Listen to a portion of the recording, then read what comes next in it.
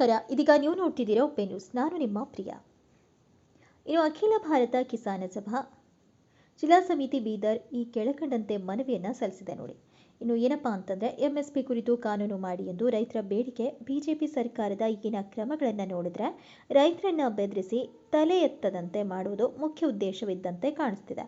ಇನ್ನು ಬಿಜೆಪಿಯ ಕೇಂದ್ರ ಸರ್ಕಾರ ರೈತರ ಚಳುವಳಿ ತಡೆಯಲು ರಸ್ತೆಯ ಮೇಲೆ ಮೊಳಗಳನ್ನು ನೆಟ್ಟಿರ್ತಾರೆ ಹಾಗೂ ತಗ್ಗುಗಳನ್ನು ತೋಡಿ ಸಿಮೆಂಟ್ ಗೋಡೆ ಅಡ್ಡ ಕಟ್ಟಿ ಸೆಕ್ಷನ್ 144 ಜಾರಿ ಮಾಡಿ ಡ್ರೋನ್ ಮೂಲಕ ಬಿಟ್ಟು ರೈತರಿಗೆ ತೊಂದರೆ ಕೊಡ್ತಿದ್ದಾರೆ. ಇನ್ನು ಪೊಲೀಸರು ರೈತರಿಗೆ ವಿನಾಕಾರಣ ತೊಂದರೆ ಕೊಡ್ತಿದ್ದು ಬಂದೂಕಿನಿಂದ ಗೋಲಿ ಹೊಡೆದು ಕೊಲ್ಲುವುದು ಅತಿ ಘೋರ ಅನ್ಯಾಯ ಮಾಡ್ತಿರುವುದನ್ನು ತಡೆ ಹಿಡಿಯಬೇಕು. ಇದನ್ನು ಅಖಿಲ ಭಾರತ ಕಿಸಾನ ಸಭಾ ಜಿಲ್ಲಾ ಮಂಡಳಿ ಬೀದರ್ ಇವರು ಖಂಡಿಸ್ತಾರೆ. ಇನ್ನು PKPS ಪ್ರೈಮರಿ ಕೃಷಿ ಪತ್ತಿನ ಸಹಕಾರ ಸಂಘ ಮುಖಾಂತರ ರೈತರು ಟ್ರ್ಯಾಕ್ಟರ್ ಸಾಲ ಪಡೆದಿರ್ತಾರೆ. ಇನ್ನು ರಾಜ್ಯದಲ್ಲಿ ಮತ್ತು ಜಿಲ್ಲೆಯಲ್ಲಿ ಬರಗಾಲ ತಾಂಡವವಾಡ್ತಿದೆ. ಆದರೆ ಗೌರವ ಮಧ್ಯಸ್ಥಗಾರರ ಮುಖಾಂತರ ದಾವೆಗಳನ್ನು ಪೂರ್ಣಗೊಳಿಸಿ ರೈತರ ಆಸ್ತಿ ಜಪ್ತಿ ಮಾಡತೊಡಗಿದ್ದಾರೆ. ಇನ್ನು ಇದನ್ನು ಕೂಡ ಅಖಿಲ ಭಾರತ ಕಿಸಾನ ಸಭಾ ಬೀದರ್ ಜಿಲ್ಲೆ ತೀವ್ರವಾಗಿ ಖಂಡಿಸುತ್ತೆ. ಏಕೆಂದರೆ ಗೌರವ ಮಧ್ಯಸ್ಥಗಾರ ಪ್ರಕರಣದ ನಡವಳಿಗಳನ್ನು ಪಾರದರ್ಶಕವಾಗಿ ಮಾಡ್ತಿಲ್ಲ. ಆದ್ದರಿಂದ ರೈತರ ಆಸ್ತಿ ಜಪ್ತಿ ಮಾಡುವುದನ್ನು ಈ ಕೂಡಲೇ ಕೈಬಿಡಬೇಕೆಂದು ಒತ್ತಾಯಿಸಲಾಗಿದೆ. ಇನ್ನು ಈಗಾಗಲೇ ಹಲ್ಬರ್ಗಾ, ಅಲಿಯಾಬಾದ್, ಅಹಮದಾಬಾದ್, ಹಾಲಿಪ್ಪರ್ಗ ರೈತರಾದ ಉದಯ್ ಕುಮಾರ್ ಮುಲ್ಗೆ, ಮಾಧವರಾವ್, ಪಂಡಪ್ಪ, ಸುಭಾಷ್, ಗೋವಿಂದರಾವ್, ಕೇಶವರಾವ್, ಶರಣಪ್ಪ, ದೌಲಮ್ಮ ಇವರುಗಳ ಆಸ್ತಿ ಜಪ್ತಿ ಮಾಡುವುದಾಗಿ ವಸೂಲಾತಿ ಅಧಿಕಾರಿಗಳು ನೋಟಿಸ್ ಕೊಟ್ಟಿರ್ತಾರೆ. ಇನ್ನು ಮೂರನೇದಾಗಿ 2014ರಲ್ಲಿ RSS ಬೆಂಬಲಿತ ಬಿಜೆಪಿ ಸರ್ಕಾರ ಅಧಿಕಾರಕ್ಕೆ ಬಂದಿರುತ್ತೆ ನೋಡಿ. ಇನ್ನು ನಮ್ಮ ದೇಶದ ಪ್ರಧಾನಮಂತ್ರಿಯಾಗಿ ನರೇಂದ್ರ ಮೋದಿ ಅವರು ಇಲ್ಲಿಯವರೆಗೆ 10 ವರ್ಷಗಳು ಮುಗಿದಿರುತ್ತೆ. ಇನ್ನು ಈ ಅವಧಿ 10 ವರ್ಷಗಳಲ್ಲಿ ಜನರಿಗೆ ಆಶ್ವಾಸನೆ ಕೊಟ್ಟಂತೆ ಯಾವುದೊಂದು ಆಶ್ವಾಸನೆಯನ್ನ ಜಾರಿಗೆ ತರಲಿಲ್ಲ. ಇನ್ನು ಬೀದರ್ ಜಿಲ್ಲೆಯನ್ನ ಬರಗಾಲ ಎಂದು ಘೋಷಣೆಯಾಗಿರುತ್ತೆ. ಇನ್ನು ರೈತರ ಬೆಳೆ ಬರ ಪೀಡಿತ ಪ್ರದೇಶದ. ಇನ್ನು 4ನೇದಾಗಿ ರೈತರಿಗೆ ಪ್ರತಿ ಹೆಕ್ಟರ್ಗೆ ಕಷ್ಟ 25,000 ರೂಪಾಯಿ ಪರಿಹಾರ ನೀಡಬೇಕು. ಇನ್ನು ಬೆಳೆ ಸಾಲ ವಸೂಲಿಗೆ ವಾಣಿಜ್ಯ ಬ್ಯಾಂಕ್ಗಳಿಂದ ಆಸ್ತಿ ಜಪ್ತಿ ನೋಟಿಸ್ ನೀಡುವುದು ನಿಲ್ಲಿಸಬೇಕು. ಇನ್ನು ಸಹಕಾರ ಸಂಘಗಳ ಸಹಾಯಕ ನಿಬಂಧಕರು ಹಾಗೂ ವಸೂಲಾತಿ ತೀರ್ಪು ನೀಡಿ ಸ್ಥಿರ ಮತ್ತು ಚರ ಆಸ್ತಿಗಳನ್ನು ಮಾರಾಟ ಮಾಡುವುದನ್ನು ನಿಲ್ಲಿಸಬೇಕು. ಇನ್ನು ಕೃಷಿ ಪಂಪ್ ಸೆಟ್ಗಳ ವಿದ್ಯುತ್ಕರಣ ವೆಚ್ಚವನ್ನು ಮೊದಲಿನಂತೆ ಸರ್ಕಾರವೇ ಭರಿಸಬೇಕು. ಇನ್ನು ಕೃಷಿ ಸಾಲವನ್ನು ಕೂಡ ಕೇಂದ್ರ ಮತ್ತು ರಾಜ್ಯ ಸರ್ಕಾರಗಳು ಸಂಪೂರ್ಣ ಮನ್ನಾ ಮಾಡಿ ರೈತರ ಸಾಲದ ಸುಳಿಗೆ ಸಿಲುಕದಂತೆ ಕೃಷಿ ನೀತಿ ರೂಪಿಸಬೇಕು. ಇನ್ನು ರಾಜ್ಯದ ಹಲವಾರು ಜಿಲ್ಲೆಗಳಲ್ಲಿ ಫಸಲ್ ವಿಮಾ ಯೋಜನೆಯಲ್ಲಿ ಅವ್ಯವಹಾರ ನಡೆದಿದ್ದು ಈ ಬಗ್ಗೆ ಕ್ರಮ ಕೈಗೊಳ್ಳಬೇಕು. ಇನ್ನು ರೈತರ ಹೊಲಗಳ ಸರ್ವೆ ಮಾಡುವಲ್ಲಿ ಅತಿ ವಿಳಂಬವಾಗ್ತಿದೆ. ಇನ್ನು ಪೋಡಿ ಮುಕ್ತ ಗ್ರಾಮಗಳನ್ನು ಚುಂಡಿ, ಹೊನ್ನಿಕೇರಿ, ಕೊಳಾರ್ಬಿ ಗ್ರಾಮಗಳು ಬಾಕಿರುತ್ತೆ. ಇನ್ನು ಬಗೇರುಕುಂ ಸಾಗುವಳಿದಾರರನ್ನು ಅರಣ್ಯ ಇಲಾಖೆಯವರು ತೊಂದರೆ ಕೊಡ್ತಿದ್ದು ಅದನ್ನು ಕೂಡ ತಡೆಯಬೇಕು ಹಾಗೂ ಬಗೇರುಕುಂ ಸಾಗುವಳಿದಾರರನ್ನ ಸಕ್ರಮಗೊಳಿಸಬೇಕು.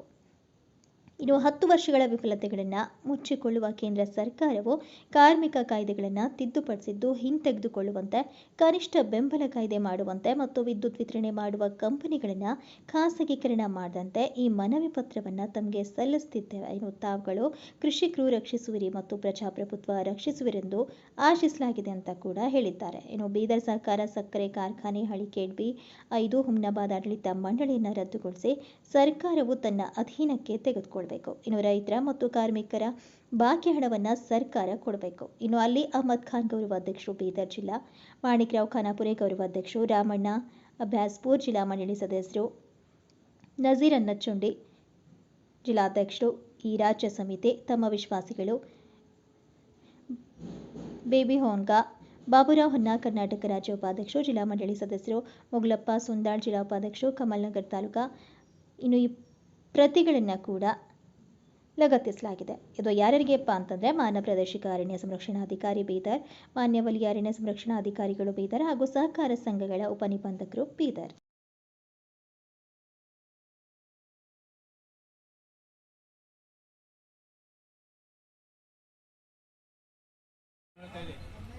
ಮತ್ತೆ ಕೇಂದ್ರ ಸರ್ಕಾರ ಕೂಡ ರೈತರ ಪರವಾಗಿದೆಯೋ ಅನ್ನದಾತರ ಪರವಾಗಿದೆಯೋ ಅಂತ.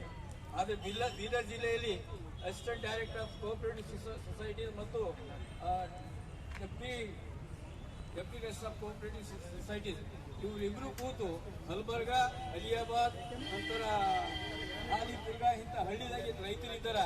ರೈತರ ಜಮೀನು ಜಪ್ತಿ ಮಾಡ್ತೀವಿ ಅಂತ ಹೇಳ್ತಾ ಇದ್ದಾರೆ. 1975ರಲ್ಲಿ ಇಂದಿರಾ ಗಾಂಧಿ ಎಮರ್ಜೆನ್ಸಿ ತಂದಾಗ ಕೂಡ ಈ ರೀತಿ ಆಯ್ತಿದ್ದಿಲ್ಲ. ಆದ್ರೆ ರಾಜ್ಯ ಸರ್ಕಾರ ರೈತ ವಿರೋಧಿ ಕೆಲಸ ಮಾಡ್ತಾ ಇದೆ.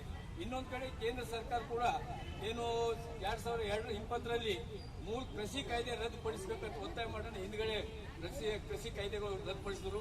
ಅದು ರಾಜ್ಯ ಸರ್ಕಾರಕ್ಕೆ ಮತ್ತೆ ಹೇಳ್ತಾ ಇದ್ದಾರೆ, ನೀವು ಕೃಷಿ ಕಾಯ್ದೆಯಲ್ಲಿ ಜಮೀನು ಏನದ ಈ ಅದಾನಿ ಅಂಬಾನಿ ಇಂಥವ್ರಿಗೆ ಜಮೀನು ಕೊಡೋ ಸಲುವಾಗಿ ಕ್ರಮ ತೆಗೆದುಕೊಡ್ರಿ ಅಂತೇಳಿ. ಹೀಗಾಗಿ ರಾಜ್ಯ ಸರ್ಕಾರಗಳು ನಮ್ಮ ರಾಜ್ಯ ಸರ್ಕಾರ ಕೂಡ ಲ್ಯಾಂಡ್ ರಿಫಾರ್ಮ್ ಆಕ್ಟ್ದಲ್ಲಿ ಬದಲಾವಣೆ ಮಾಡಿಲ್ಲ.